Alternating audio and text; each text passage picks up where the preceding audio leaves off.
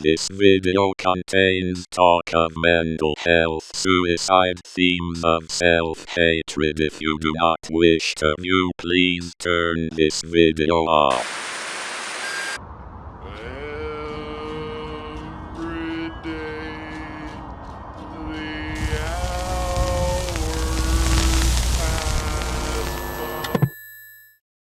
And once you're scared, of course, that further disables you because your thinking process is not as clear once you are frightened.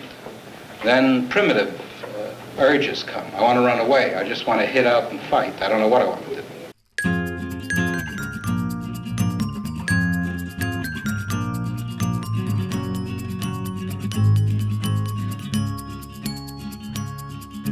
And I hope that our few remaining friends give up on trying to save us.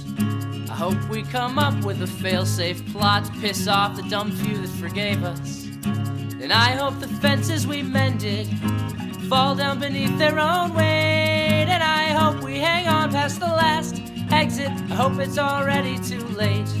And I hope that the junkyard a few blocks from here someday burns down. And I hope that the rising black smoke carries me far away, and I never come back to this town again in my life. I hope I lie and tell everyone you were a good wife, and I hope you die, and I hope we both die.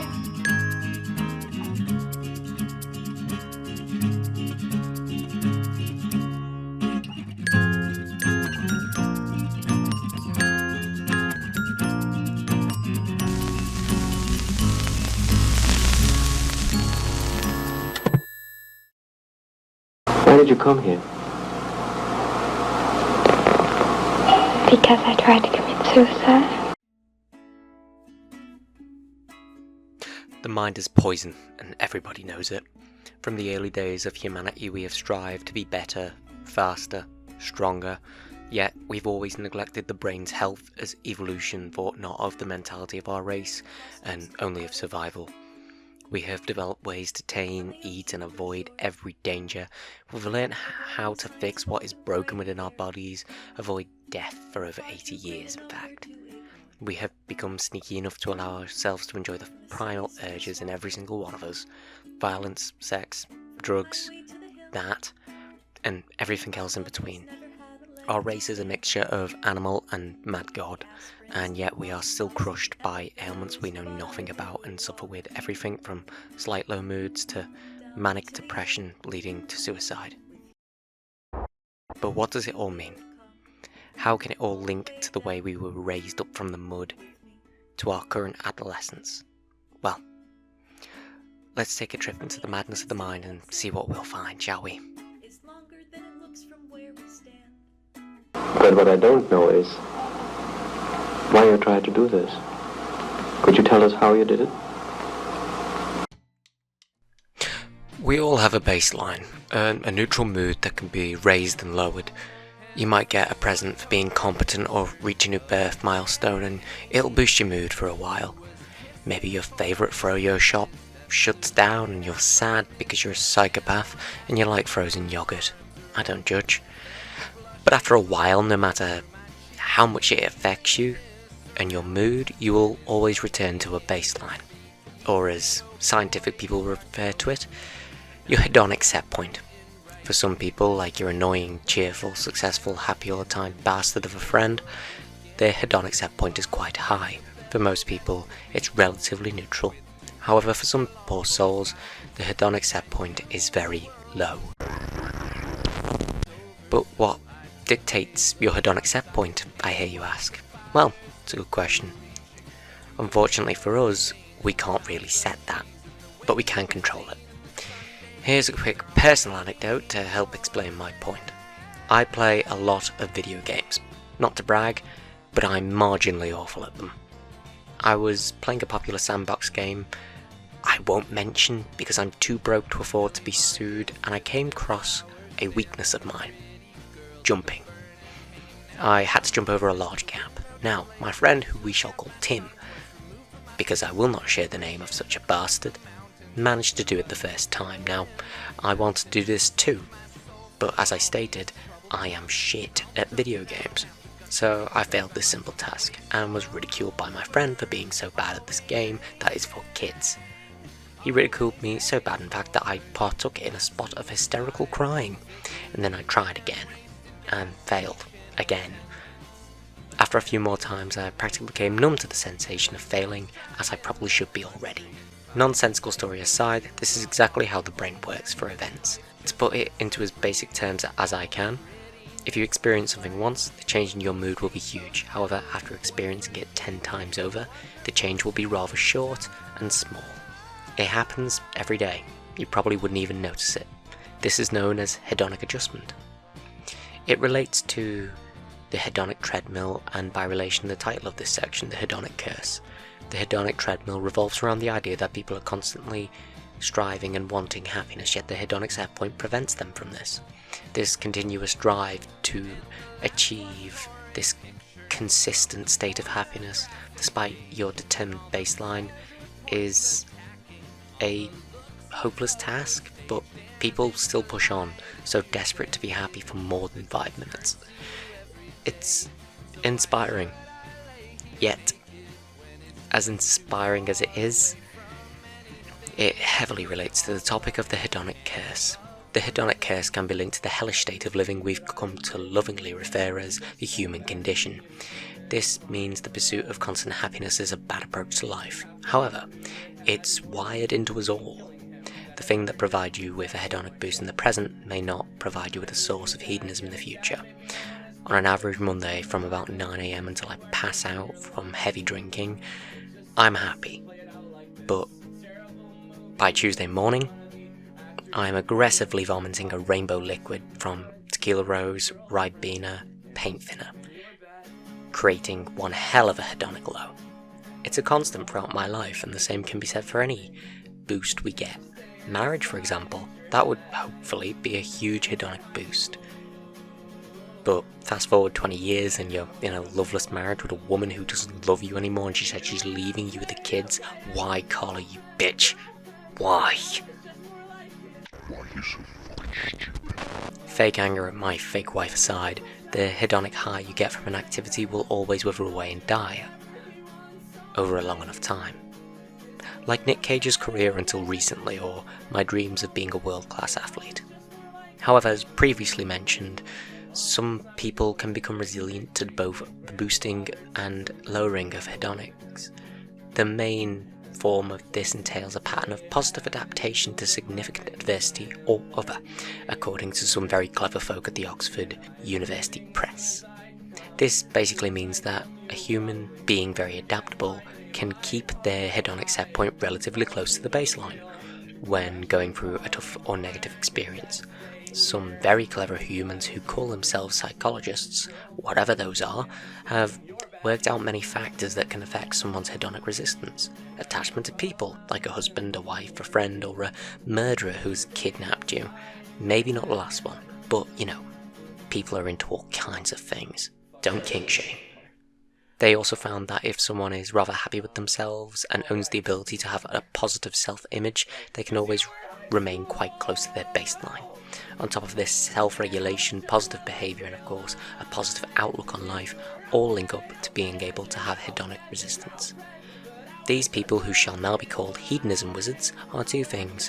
1, a testimony to how brilliantly confusing our race adapts, and 2, smoke fucking bastards. Like, well done, you brilliant little sods for being so annoyingly good at humaning, but I do not, and I repeat, I do not like you for being better at humaning than me.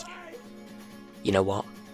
If you possess the ability to stop watching this damn video, go and take your good looks and your smashing hair and your able-bodied ability to function better than the rest of us, and fuck off, would you handsome bastard.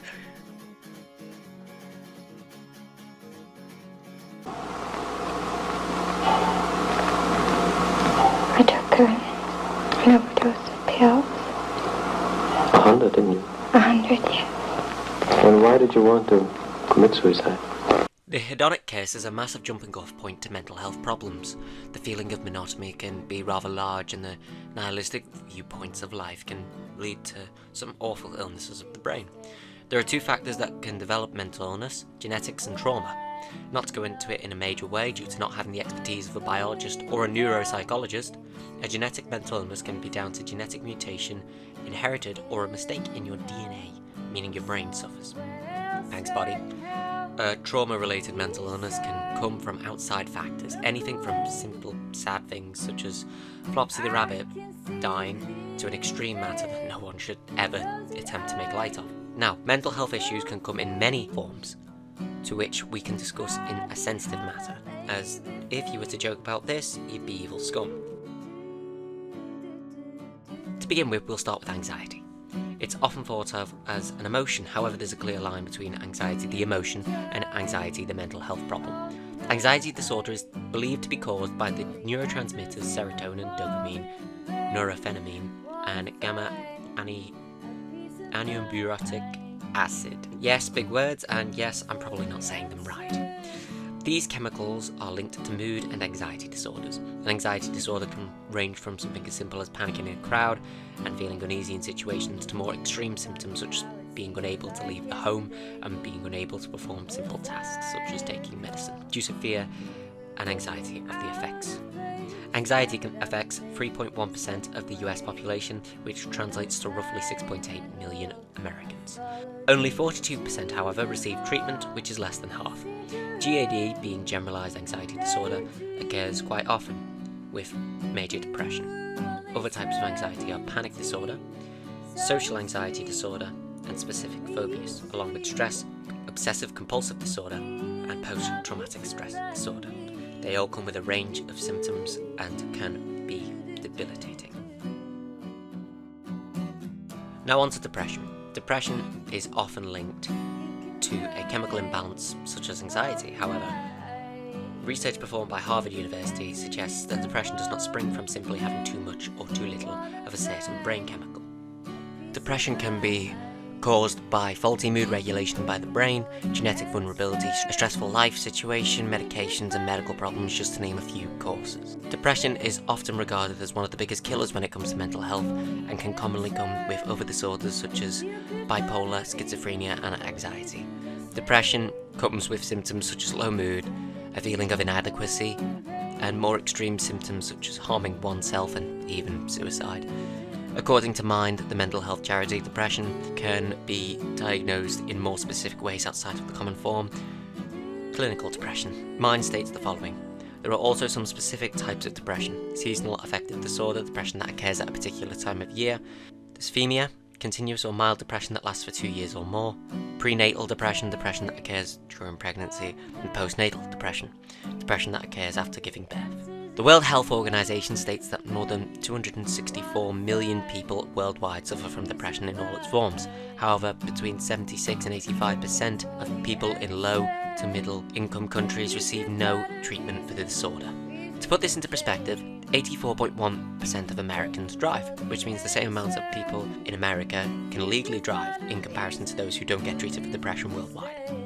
This is a fact that genuinely shocked me, and I implore you to please seek help if you think you are suffering with depression.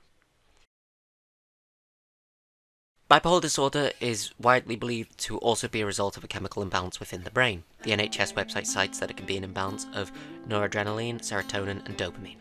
The NHS website also states that there is some evidence which shows that there is an error in the level of more than one of the neurotransmitters a person may develop symptoms of bipolar disorder. As an example of this, they have stated that episodes of mania may occur where the levels of noradrenaline are too high. On the other hand, episodes of depression linked to bipolar disorder result from noradrenaline levels becoming too low. However, as the NHS also states, genetics can be a cause of bipolar disorder if the same chemical imbalance runs throughout your family. Symptoms of bipolar can fall into two categories: mania and depression. Mania can have symptoms such as feeling very happy, elated, and overjoyed, talking very quickly, or feeling full of energy. Looking towards the depression side of bipolar, symptoms include feeling sad, hopeless, or irritable most of the time, lacking energy, and difficulty concentrating and remembering things. Looking at statistics supplied by the Depression and Bipolar Support Alliance, bipolar disorder affects approximately 5.7 million American adults, or about 2.6% of the US population, aged 18 and older. The median age of onset for bipolar is 25, although the illness can start early in childhood or as late as your 40s and 50s. An equal number of men and women develop bipolar disorder, and it's found at all ages, races, ethnicity groups, and social classes. More than 2/3 of people with bipolar disorder have at least one close relative with the illness, or with major depression, indicating that the disease is inherited. It also states that bipolar disorder results in a 9.2-year reduction on life expectancy, with as many as 1 in 5 patients with bipolar committing suicide. Bipolar disorder is the 6th leading cause of disability within the world. Please donate to the Depression and Bipolar Support Alliance. Schizophrenia has many different causes. You may be prone to schizophrenia if you have a stressful life or emotional life, which can trigger a psychotic episode. It could be due to genetics, or again it could be due to neurotransmitters in your brain and the chemical imbalances. However, there are studies reported by the NHS that show patients suffering with schizophrenia who have partook in a brain scan, which showed that some have subtle differences within the structures of their brain. These changes are not seen in everyone with schizophrenia, but they are present, and they show differences between those who suffer with the illness and those who do not. This suggests that schizophrenia may be part of a disorder of the brain and not just a chemical imbalance.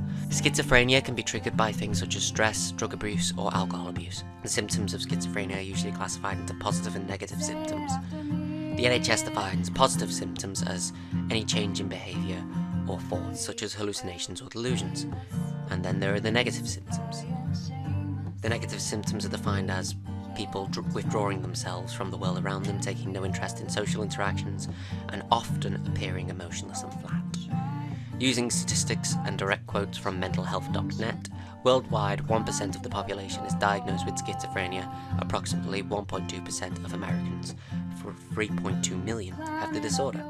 Around 1.5 million people will be diagnosed with schizophrenia this year in the United States. This means about 100,000 people will be diagnosed, which translates to 7.2 out of 1,000 people, or around about 21,000 people in a city of 3 million are likely to be suffering from schizophrenia. If you yourself are suffering from a mental health problem, please reach out to someone, because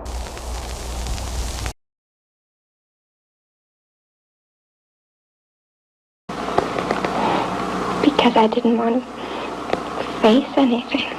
After researching into mental health, I decided to perform my own research.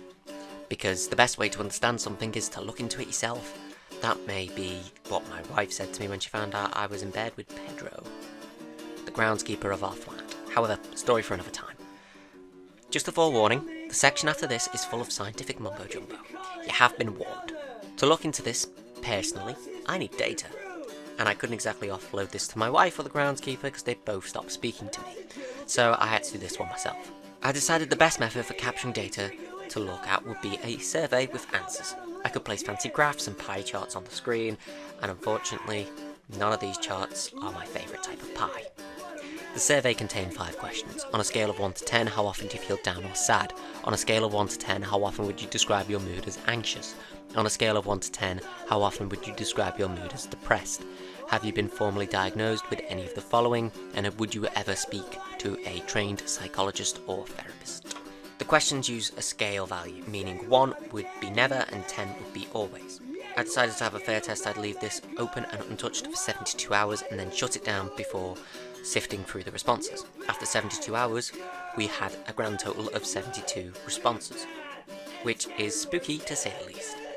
It took me an all-nighter to break down the results because that's how I roll apparently, and I exported all of the data into an Excel spreadsheet with times and dates. All the answers were anonymous as to protect the identities of those who partook in the survey, and also I don't fancy doxing anyone. After this, I consulted Anon, Beans and Dogs Dogs. None of these have an actual degree in data science, and nor do I. However, they're very clever, and after spending 48 hours with no sleep, I decided it was probably best to let the less sleep-deprived people take over and help me to ensure the data was accurate and displayed correctly.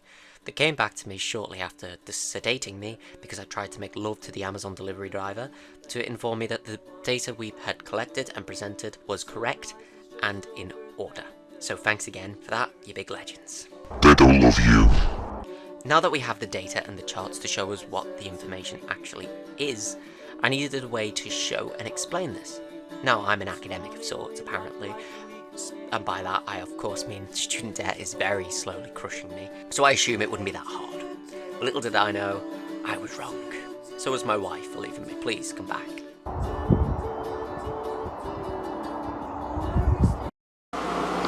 This wasn't the first time. No. Right, so before we get into this, a few things. Data breakdown is not a dance as much as I wish it was. The section is filled with mathematical and statistical mumbo-jumbo. This section contains pretty much just facts. So, there you go. There's your boring warning right there. To begin with, let's look at the first question. The first question stated, on a scale of 1 to 10, how often do you feel down or sad? Here are the results. Breaking this down, we have a shared mode of results being 4, 5 and 7. This indicates most people feel sad some of to most of the time. Our highest value indicated that 2.8% of our sample size felt sad consistently, and our lowest sample size showed 1.4% never felt sad on a weekly basis. Moving forward to our next question, on a scale of 1 to 10, how often would you describe your mood as anxious? It can be seen on this chart, a quarter of the responses feel anxious a lot of the time, with 4.2% of people feeling anxious constantly, which is a major sign of an anxiety disorder. This graph's results was not a surprise to me in the current time. We've never really had to live the way we do. We've never had to hide away from the world for the best part of a year, foregoing human contact for so long, and to be suddenly okay with re-entering the world is a scary concept. One not many people were prepared for, myself included. It could be considered the fact that has affected my results, as we are still in the woods with a lot of things going on in the world right now, and the clearing is potentially a while away. On a personal note, it's okay to feel this way. We're gonna get through it. You're gonna do great. Look at you. Whatever you've done with that hair of yours is fantastic. The outfit really goes well with it. You're doing your best, and feeling anxious is okay. It's gonna be worth it. Moving on to the next question, on a scale of 1 to 10, how often would you describe your mood as depressed? The results on screen were rather pleasantly received. Our mode result shows a score of 2, which is chosen by 23.6% of people. This means that they feel depressed very little of the time. Not to say feeling this way is wrong, because as discussed previously, some people don't really have a choice now, do they? Our high value showed 2.8% of people felt depressed all of the time, which is a major sign they could be suffering from a mental health illness and should speak to someone. Our low value showed 9.7% of people never felt depressed, which is honestly quite heartwarming, as depression is an awful thing. I wouldn't wish it on anyone. Moving forward to our next question, have you been formally diagnosed with any of the following? This question gave a list of options as well as a box to insert your own answer, as my options were not as broad as they should have been, which is a hindrance on my part, and it should be rectified if we ever do this again. As can be seen on the graph, we have an overwhelming majority of people who don't suffer from any illness. This 100% links to real world due to many people not having to struggle with mental illness and some people not being diagnosed. The next largest section was anxiety, which again lines up with present data as we have previously looked at. We then have depression, followed by autism, OCD, followed by bipolar, PTSD, anorexia and body dysmorphia. We even have a result for 0 with schizophrenia. Therefore, all illnesses line up with the key data we've looked at throughout this video. This proves the data we have been given and shows us that out of our sample size, a large majority do suffer from mental illness, which isn't always visible. Those of us who can't seem happy all the time can be suffering just as much as someone who can no longer hide their pain. Comparing this to other results and the amount of people formally diagnosed with anxiety disorder, it does line up very well with the data presented. Looking at depression, it states the same story. It proves without a doubt that there are very clear links with feeling the illness and being diagnosed with it. Now looking at our last question, would you ever speak to a therapist or a trained psychologist? Now, this question wasn't to compare data we looked at, this come from a personal curiosity of mine. I have personally spoken to a therapist at points in my life. It helped me get over the want for Pedro. Jokes aside, they can really help, and they help people see a new angle and clear their heads a bit. Here's the chart. As can be seen on the graph, I was pleasantly surprised by 54.2% of the sample indicating that they would speak to a therapist or a trained psychologist. This was surprising due to how cagey most people are talking about their emotions, especially with a complete stranger. 25% indicated a maybe, and a 20.8% indicated a no in response. So, what has this data shown us? A large number of people feel sad, down, and anxious or depressed. There is a clear correlation between the constant feelings of these emotions and the mental health issues they are related to. Anyone is susceptible to these emotions. Mental health issues can affect anyone and can be hard to detect. How often did you try?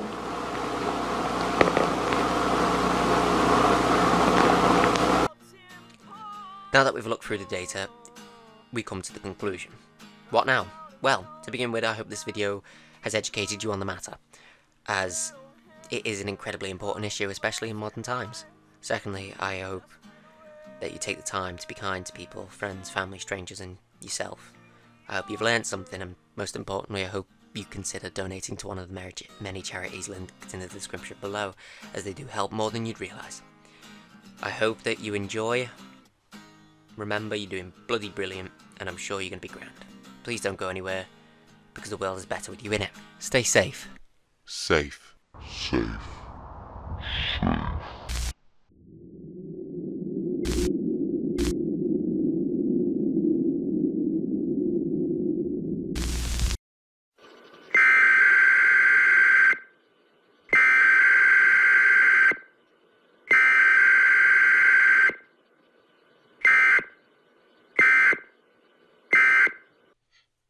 I'm not done yet. I still have more to say. This video was made in 2021, and a lot's happened since then. I've lost people I cared about, I've hated myself more than I could ever thought possible, and I've destroyed my recovery time and time again. The idea behind this video was to prove to myself that I'm doing better. If I can make a full video on how mental health affects people and do a study and attempt to be all positive about it, then maybe I'm okay. Maybe I'm cured, but there is no cure. I'm stuck like this. Forever. I can't fix myself. The doctors can't fix me. I'm a wreck. I am broken and I'm fucking useless. When I made this video, I believed I was on the path to fixing myself, but like Sisyphus, I am doomed to roll the same fucking boulder up the hill. Forgive me for the self-pity, but I need to say it. I've been going up hills and down valleys for longer than I'm willing to admit, and I am sick of it. I got asked a question recently. Am I bitter? I mulled it over for some time and came to a conclusion that the answer was yes. Yes, I am. Why doesn't my brain work properly? Why can't I be fucking normal? What the fuck is even normal? I spoke about it on Twitter, to which my close friends commented such nice things.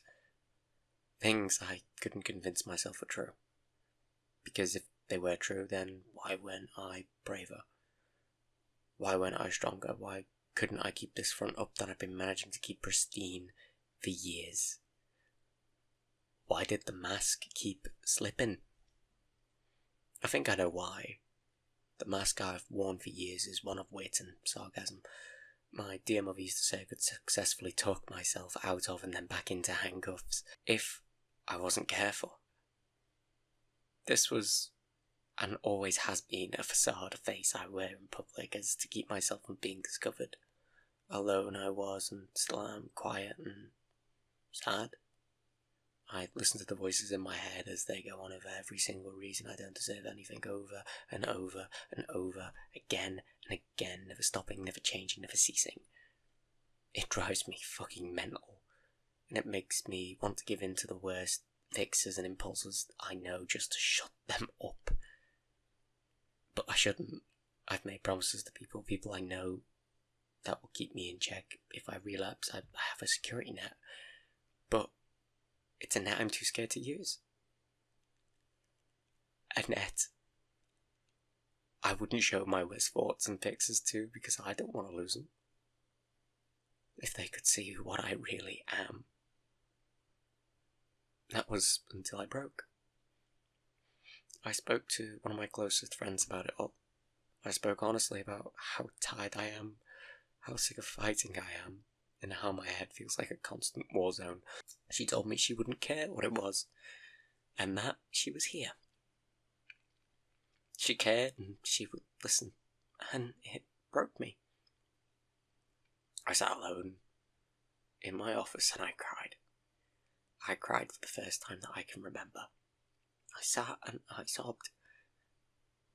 Not because I'm broken, but because she didn't care. She just cared about me, even though I am what I am. She cared when I couldn't find the strength to care for myself. It's been a couple of weeks since that incident, and I'm still not exactly taking care of myself. I haven't shaved, I only shower when I need to. I sleep 4 hours a night at most, but I know she's there for me. And that my friends are there for me, the people I care about, they have my back. So when the demons come calling once more, I don't have to board up my windows and fight alone. They have my back, they care, and they will fight the good fight when I cannot.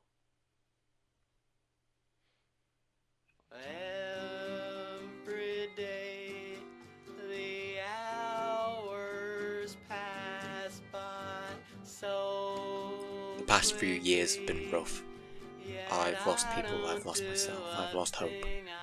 But in that void, I realised something. Even if I feel like everything is wrong, I'm free. I'll see the light soon enough.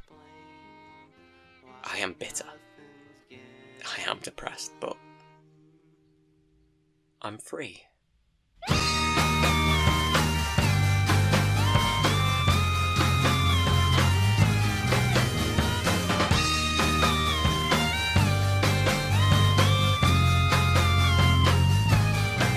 Please don't write this off like you did the last 12 years. I need a break, I need to breathe, I bet I need 1,000 things. So here it goes, another chance, giving up at the first glance of real life. You know that I don't handle pressure well, pressure well. I know everybody feels that way sometimes. Believe me that you will get used to it in time, but not a person in the world can convince you otherwise. So what is the point in this? Everyone would like to think it's possible without having to think I'm feeling numb. I think I am dumb. Can't explain why nothing's getting